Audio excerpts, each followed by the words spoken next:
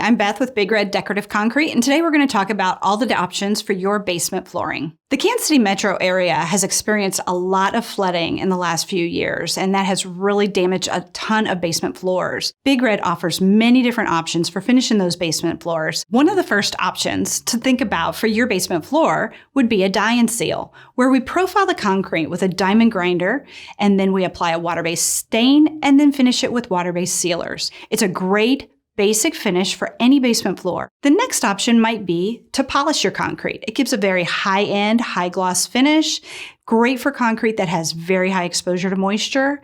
And then their other options might be a concrete overlay. Decorative concrete in your basement floor offers great durability, great for kids, pets, moisture exposure, really super easy maintenance and care. If you have any questions about your basement floor, give Big Red Decorative Concrete a call. We'd love to talk to you about your project.